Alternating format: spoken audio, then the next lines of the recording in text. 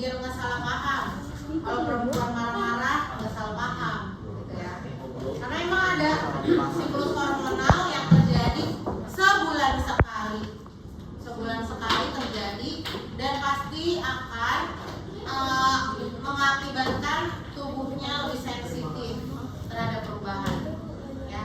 Kadang overthinking, orang ngomong apa dia udah tersinggung, padahal maksudnya nggak gitu. Nah, itu karena emang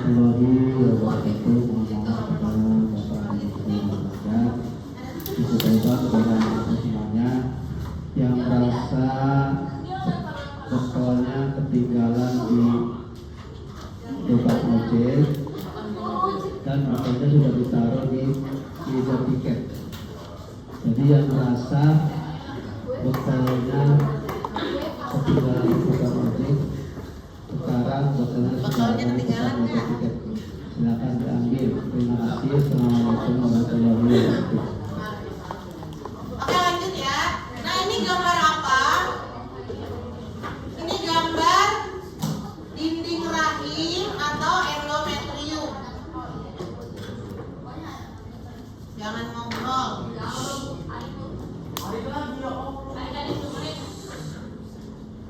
Ya. Jadi rahim tuh di mana? Nah, saya gambarin aja langsung. Ini bukan stang sepeda ya.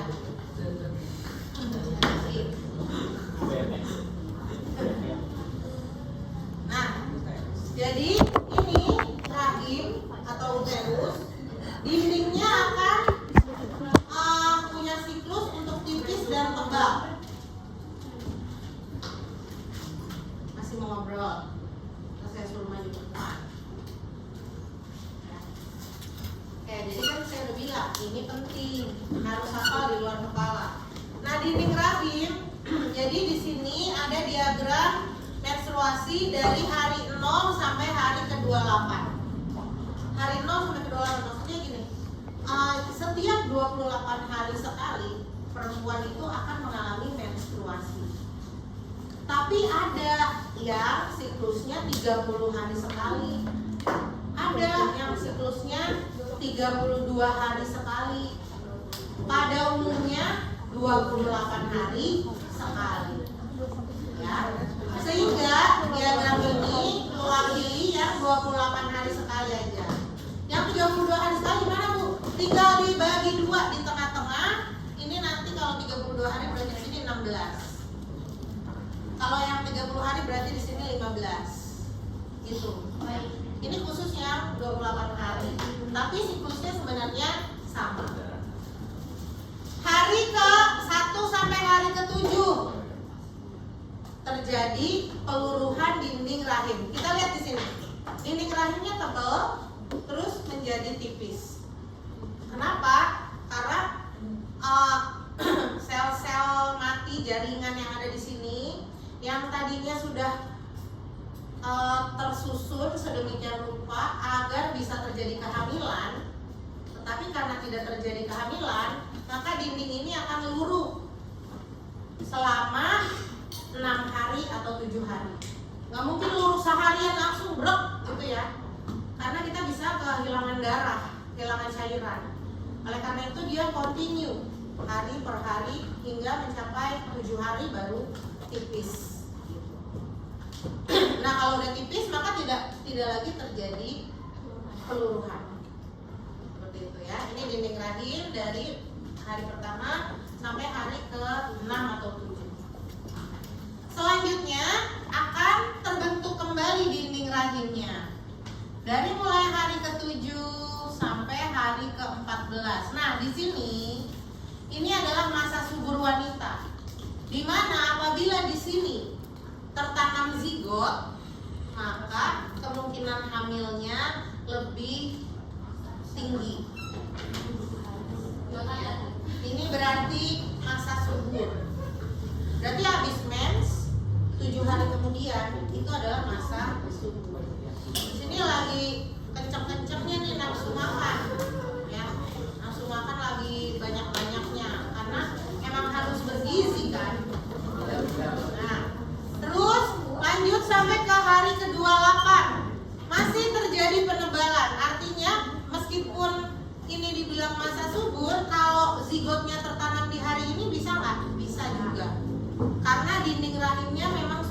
dikondisikan kuat dan tebal sehingga zigot bisa masuk dan tumbuh di dalamnya dengan kuat dan terjaga. Seperti itu ya. Apabila tidak terjadi kehamilan, maka di hari ke-29-nya berarti balik lagi ke hari pertama. Dia akan terjadi peluluhan dinding rahim. Seperti itu. Nah, sakit atau enggaknya tergantung dari sensitivitas tubuhnya. Ada yang sensitif banget sarafnya sehingga dia sakit banget. Tapi ada yang enggak, biasa aja cuma ngilu-ngilu aja. Nah, itu tergantung dari kondisi orang. Begitu ya. Oke. Untuk yang diagram paling bawah, apakah paham? Jadi ini maksudnya bukan gambar pegunungan gitu ya, bukan. Tapi ini gambar dinding rahim dari hari ke hari sampai hari ke-28. Kalau misalkan ada zigot itu nggak lurus karena si dinding rahim itu harus melindungi zigot. Iya betul. Jadi ketika zigotnya masuk ke sini, ya itu dia udah tertanam. Tanam. Jadi apa ya? Implantasi. Nggak cuma nempel, jadi tertanam aja. Kayak biji tumbuhan kita tanam di tanah. Kayak gitu. Kalau misalnya zigotnya udah tertanam nih, berarti nanti di hari 0 sampai 7 itu dia udah nggak dapet lagi. Enggak. Jadi kalau dia udah tertanam di sini, dia akan stay sampai 9 bulan. Nggak akan terjadi peluluhan karena hormon tertentu akan mendapatkan sinyal bahwa sudah ada zigot yang tertanam di endometrium, sehingga endometrium nggak boleh sampai luluh. Tapi bakal nanti stay gitu aja nggak ke atasnya tuh Enggak. Yang berkembang nanti zigotnya. Zigotnya membesar. Dianya juga. Jadi kalau pendarahan itu ya kalau misalnya lagi orang lagi hamil terus tiba-tiba pendarahan. Ya kalau pendarahan tergantung penyebabnya apa. Terkena guncangan kan? Ya misalnya dia jatuh. Ya lagi atau dia lagi naik angkot, angkotnya masuk lubangnya gede, jeduk gitu. Bisa aja tuh terjadi. Bisa. Meskipun sebenarnya ini dari sini dari ini kan semua isinya pembuluh darah. Jadi meskipun sebenarnya ini udah dibuat sedemikian rupa agar tahan terhadap guncangan sebenarnya. Tapi ya balik lagi ke traumanya gitu, trauma kerasnya itu. Iya.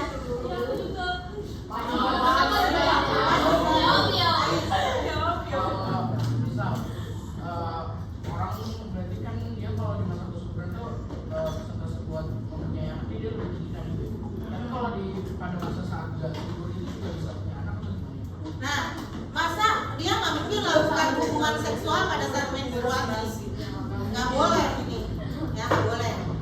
Udah nggak boleh. Ada resikonya, terus dosa juga. Nah, dari sini ke sini ini kan masa nggak subur, ya.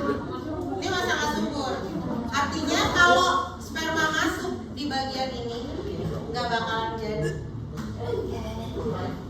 Di hari ini maaf ya, saya ngomong bukannya jorok. Kenapa? Karena ini memang manusia itu salah satu tugasnya adalah berkembang biak. Ya, yang selalu diciptakan untuk melahirkan generasi adalah betina atau perempuan. Sehingga memang kompleks di dalam tubuhnya. Karena memang udah di sistem sedemikian rupa untuk menghasilkan individu baru. Nggak mungkin asal-asalan.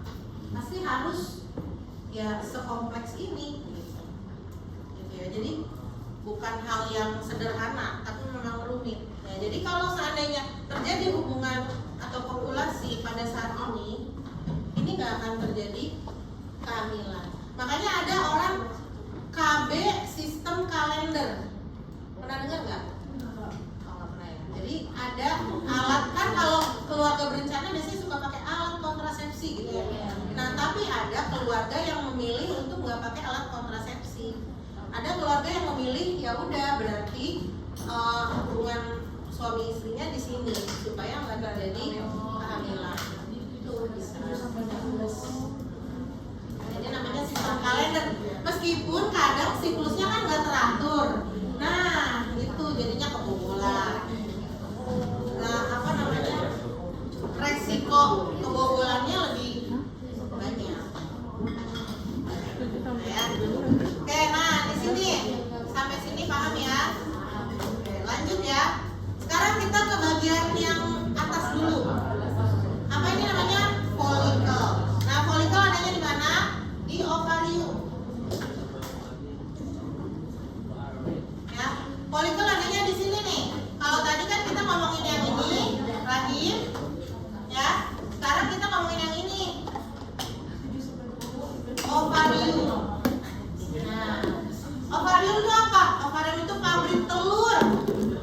Ya, jadi wanita itu dari lahir dia udah punya ribuan telur di dalam ovarium, tapi belum matang. Belum matang. Matangnya kapan? Nanti pas udah balik, udah mengalami menstruasi, baru dia terjadi proses pematangan telur satu persatu. Jadi setiap sebulan sekali satu keluar dari sini. Satu keluar dari sini. Nah, jadi setiap sebulan sekali yang keluar dua. Meskipun kita punya ribuan, tapi sebulan sekali itu yang keluar cuma dua. Satu dari sebulan sekali. Jadi satu dari kanan, satu dari kiri. Bentuknya sel telur, jadi kecil. Sel, nggak ada cangkangnya. Ya, kecil banget. Sama kayak sperma, sperma kan sel. Ya, sekecil itu, tapi ovum lebih besar. Ovum lebih besar, tapi sama-sama sel. Gitu ya. Maka sel nanti di dalamnya ada inti sel, ada DNA gitu kan di dalamnya. Oke, lanjut ya. Nah, ini perhatikan dari hari pertama sampai hari ke-7 dia baru pembentukan sel telur, ya masih dari kecil sampai sedang sampai nanti di hari ke-14 dia matang. Ya, jadi dari folikel primer masih kecil dia terus jadi folikel sekunder. Terakhir dia di hari ke-14 dia matang. Folikel namanya, kalau matang namanya folikel the graft. Makanya nggak bisa hamil karena sel telurnya belum matang. Betul. Nyambung kan? Kalau sperma turun di sini, mana sel telurnya belum keluar? Belum netes. Ya. Belum netes sama dia. Tapi kan kemungkinan nggak hamil itu benar-benar nggak mungkin. Nggak mungkin kan, nggak ada telurnya di sini. Karena dia hari dari hari 1 sampai hari 14 itu masih di dalam folikel. Berarti masih di sini. Masih di sini dia. Saatnya istirahat. Iya. Bukan setelah mens. Mens itu dia hari pertama ya. 1, 2, 3, 4, 5, 6, 7, 8, 9, 10, 11, 12, 13 ini masa nggak cukup. Kalau siklusnya cuma 5 hari jadi itu kayak rutin 5 hari terus gitu. Iya soalnya. Nah, berarti kalau 5 hari kamu itu rutinnya dia dapatnya hari keberapa lagi sebulan sekali? Jadi tetap hidup. Tetap itu. Berarti kalau 5 hari berarti dari 6 sampai 14 itu dia masa mati. Oh tetap 6 sampai 14 hari selesai. Enggak.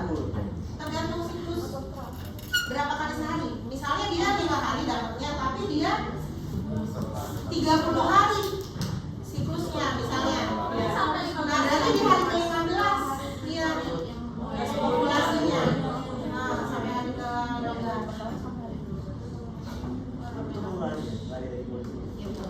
Istirahat dulu ya? Apa lanjut? Istirahat dulu lah.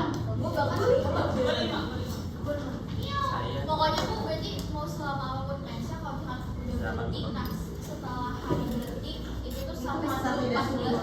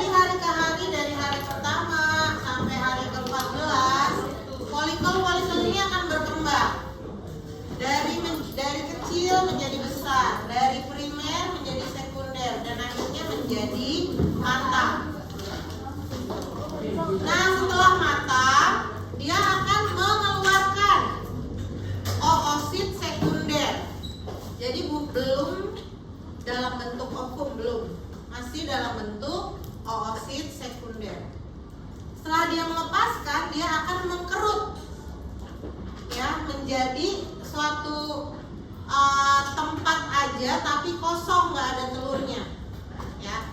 Namun meskipun kosong, nanti dia akan menghasilkan hormon progesteron. Ini namanya corpus luteum. Nah, corpus luteum ini nanti akan menghasilkan hormon-hormon untuk kesiapan kehamilan. Selanjutnya, corpus luteum ini nanti akan mengkerut lagi menjadi corpus albicans.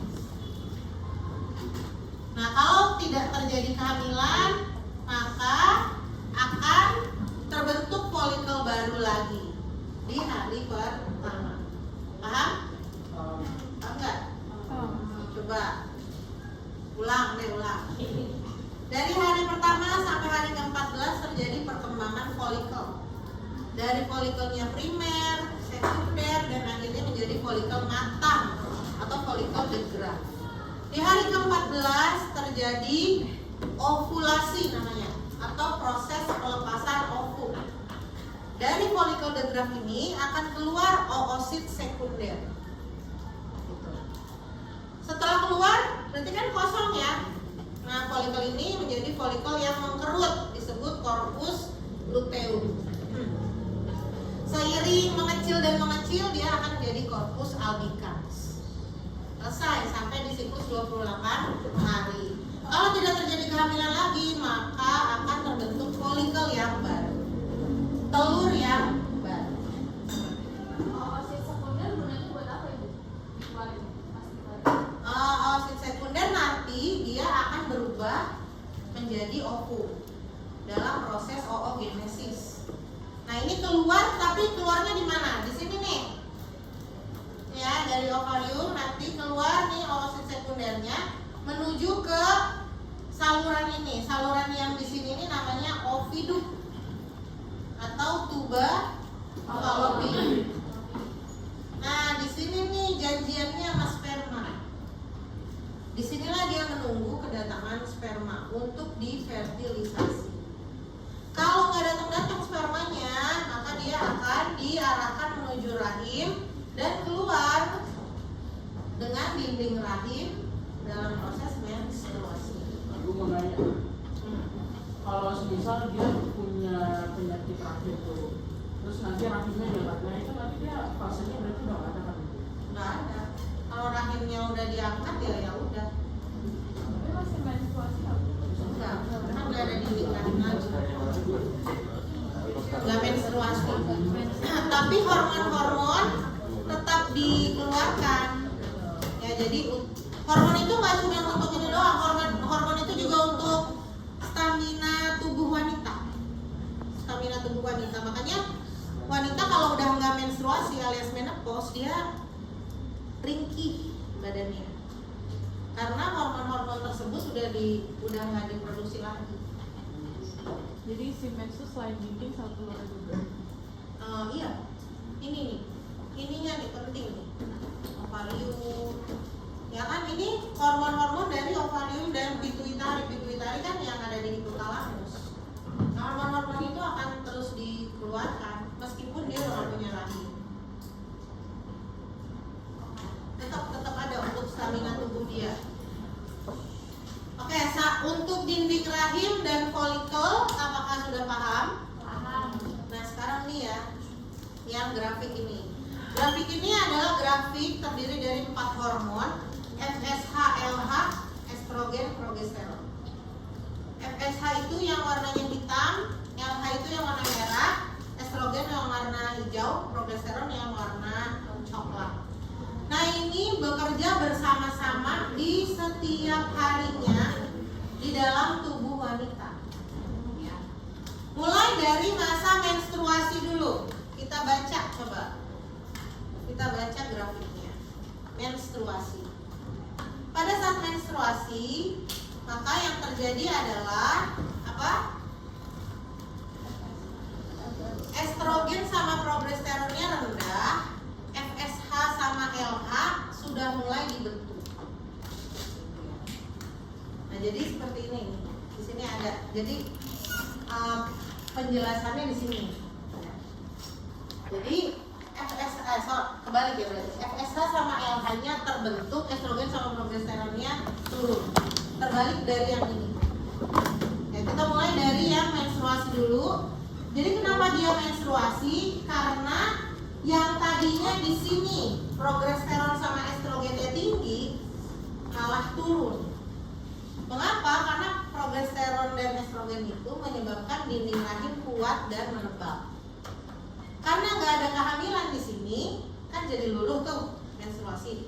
Nah berarti hormon yang meningkat di sini juga akan turun. Apa yang meningkat di sini?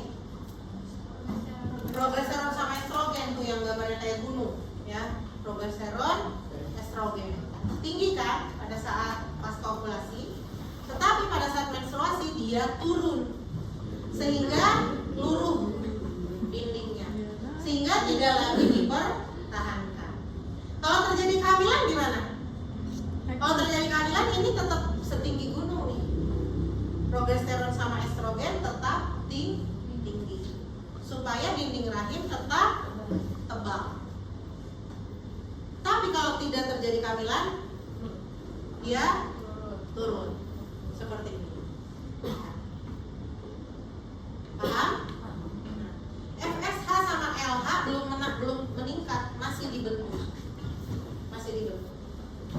Itu dari masa menstruasi. Oke. Setelah menstruasi berarti hari ke 6, 7, 8, 9, 10, 11, 12. Ya, jadi ngitung harinya jangan habis mens ya. Salah. Ngitung harinya pas menstruasi. Hari pertama. Hari pertama, kedua, 3, 4, 5 bersih. 6, 7, 8, 9 sampai 12 itu masa sebelum subur, pra-ovulasi. Apa yang terjadi di sini? Nah, estrogen mulai meningkat, FSH mulai meningkat, sama LH juga mulai meningkat. Seperti itu baca. Nah, saya lupa ngasih tahu kamu tentang FSH.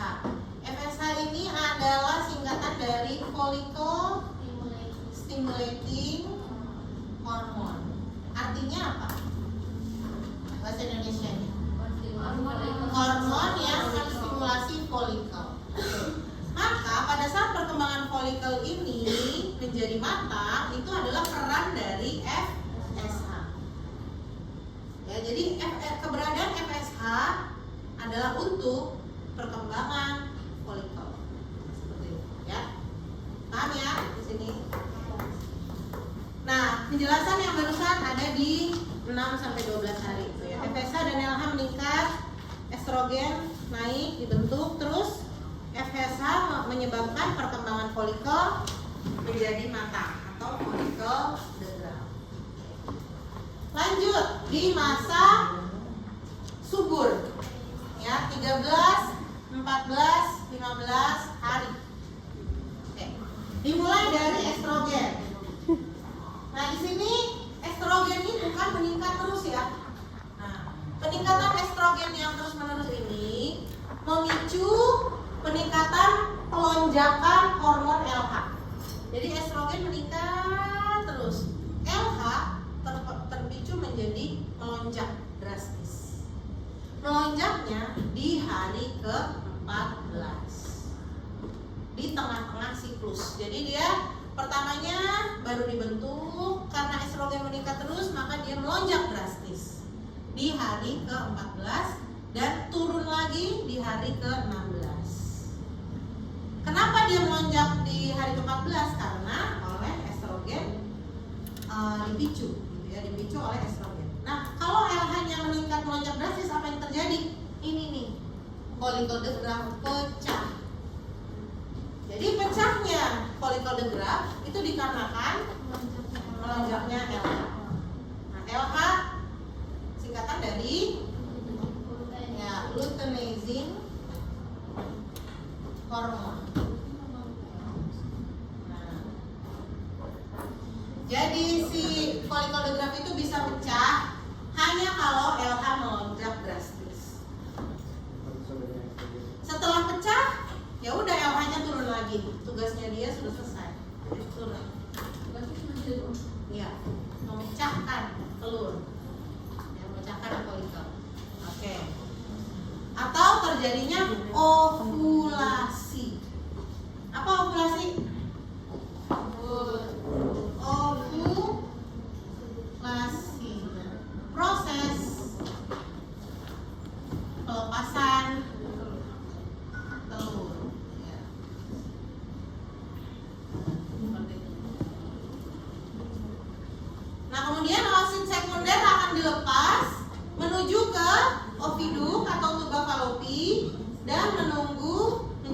ovum dan bertemu dengan sperma. Nah, disinilah dikatakan sebagai masa subur. Jadi kalau pada saat ini ada sperma yang datang, kemungkinan terjadinya kehamilan itu persentasenya lebih besar dibandingkan dengan di sini. Tapi sperma itu bisa hidup berhari-hari, ya, 3 harian. Nah, berarti kalau di sini dilakukannya juga bisa kalau dia masih hidup di sini. Kalau masih hidup. Nah, kalau di sini ya udah masa subur itu. Kayak terakhir di masa pasca ovulasi. Nah, apa yang terjadi? Nah, di sini. Ya, kamu bisa lihat di sana yang warna progesteron warna coklat, ya. Itu kan langsung melonjak dari yang tadinya nggak ada, tiba-tiba melonjak di pasca ovulasi. Nah, progesteron ini jika dia melonjak, maka dia akan mempersiapkan kehamilan untuk tubuh wanita agar dinding endometriumnya kencang apa sih? Kuat, ya, kuat, tebal seperti itu. Estrogen juga. Estrogen kan tadinya naik, terus turun lagi dikit, naik lagi, ya. Di grafik yang warna hijau. Pertama dia naik, terus turun sedikit, naik lagi, ya. Nah, estrogen dan progesteron akan bekerja bersama-sama untuk mempersiapkan kehamilan, sehingga dinding endometrium akan menebal. Nah, disinilah FSH dan LH harus turun. Kenapa? Karena pada saat dinding rahim menebal, logikanya apa? Telur nggak boleh dibuat lagi.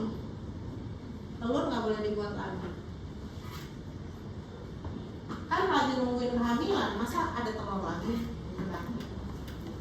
Jadi FSH dan LH harus turun.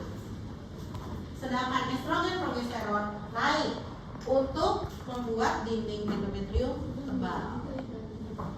Kalau nggak ada kehamilan, sistemnya terbalik. FSH dan LH-nya naik, estrogen dan progesteron turun. Seperti itu. Sudah selesai. Ada pertanyaan? Yang berikut ya. Nah, ada yang pernah misalnya saya mensi biasanya sebulan sekali Bu, tiba-tiba kemarin saya sebulan 2 kali dapat 3 kali. Tuh, bisa nggak? Bisa. Terjadi yang namanya gangguan hormon. Pemicunya apa? Stres. Pertama, stres. Kedua, kecapean bisa. Kita senang ngelakuinnya tapi tubuh kita capek. Ya. Ketiga, gangguan hormon disebabkan oleh makanan dan minuman. Ya, kita nggak tahu loh makanan dan minuman yang masuk ke dalam sistem pencernaan itu sehat atau enggak. Kadang ada yang ditambahin pengawet atau penyedap rasa yang terlalu banyak sehingga penjual itu mendapatkan keuntungan gara-gara orang sering beli ke tempat dia. Kalau nggak enak, nggak ada yang mau beli, ya kan? Akhirnya dikasih matching yang banyak atau jangan-jangan pengawet atau pewarna biar warnanya cerah. Nah, itu bisa menyebabkan gangguan hormon pada wanita. Bisa. Ya. Terus, nah satu lagi nih yang saya baru dapat informasinya adalah ternyata zaman sekarang ini anak wanita itu lebih cepat baliknya daripada zaman saya atau zaman ibu saya dulu. Gitu. Makin cepat sekarang. Kenapa? Karena ketidakstabilan hormon yang disebabkan oleh mikroplastik. Ya, mikroplastik. Bukan MBG namanya. Kacau. Nah, ini ya salah satu contoh. Nah ini kan nggak dipanasin kan? Ini nggak dipanasin kan? Meskipun nggak dipanasin, ternyata ada molekul mikroplastik yang bisa masuk ke dalam minum kita. Benar, ya. Saya nggak lagi promosiin Aqua. Nah, apalagi kalau kamu makan bakso, pentol gitu, ya panas kuahnya. Wah, itu mikroplastiknya gimana? Nyebar, ya. Ditambah lagi yang paling parah adalah apa? Pembakaran sampah menyebabkan udara yang kita hirup ada mikroplastiknya. Tuh, ternyata ya bahaya banget. Jadi nggak cuma makanan, udara aja, kita napas aja itu mikroplastik masuk. Ada. Jadi plastik itu dibuat dari 16.000 bahan kimia. Dan jika masuk ke dalam tubuh, gangguan yang terjadi yang paling utama adalah gangguan hormon. Ya, misalnya gini ya. Misalnya harusnya di sini LH sama FH, FSH gara-gara nggak stabil dia naik juga. Jadi di sini mens, di sini dia bikin lagi. Ini bapak lagu nih. Sehingga belum selesai kayak dia udah mau matang lagi, udah mau mens lagi. Nah, jadi kan kita juga bisa sama.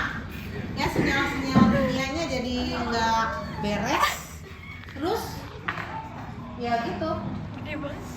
Yang harusnya folikel belum berkembang malah berkembang lagi.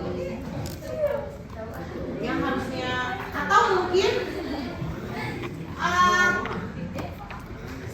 sampai gara-gara itu masuk ke peredaran darah, ini pembuluh darahnya yang keluar cuma bercak-bercak karena nggak segar. Jadi pembentukan jaringannya, pembuluh darahnya itu juga nggak bagus.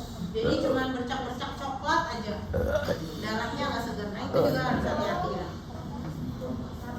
Saya dulu soalnya gitu, taunya saya kena kista ovarium.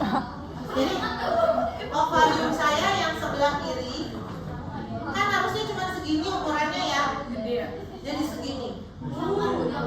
Gara-gara sering makan junk food, aku saya rasa. Nih, jadi segini. Pas usus saya bergerak, kan ada gerakan peristaltik usus kan, dia kesenggol usus saya, dia gini. Akhirnya saya sakit sampai pokoknya sakit banget pas dia terbalik gitu. Nah itu usia 25 setelah hamil, sebelum nikah. Jadi sebelum nikah ini saya udah nggak ada. Setelah doa kalau ada Bisa hamil. Alhamdulillah. Kata dokternya udah buruan nikah. Nih gue ceritanya ngintip diem-diem. Apa segede? Saya itu menikah 4 bulan setelah operasi. Makanya anak saya jadi saya pas ngelahirin saya sasar. Karena sebelumnya 4 bulan sebelumnya udah ada laparotomi di situ, udah ada bedahan. Di mana nanti mau ke sini? 1 jam itu. Aku kablet masuk TV ya? Tinggal dibalik sama dokternya, tapi kali ini sampai rahim. Kalau yang sebelumnya ada. Tuh materinya woi. Bisa kanan sama dibuka lagi. Tapi sampai Ini pengakuan dosa, sesi curhat bukan materi, santai aja.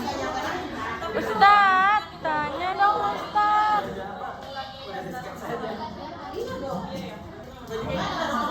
Dua nikah.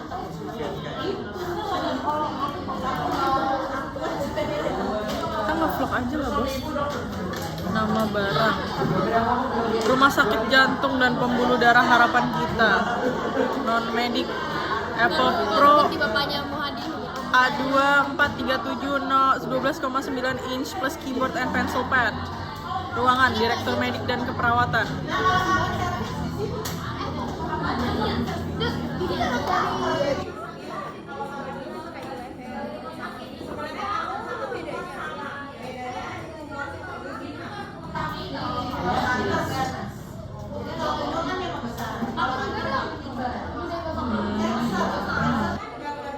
Kerjanya di jadi apa sih? ruang mayat dia. Kerja di ruang mayat yang nyuci darah.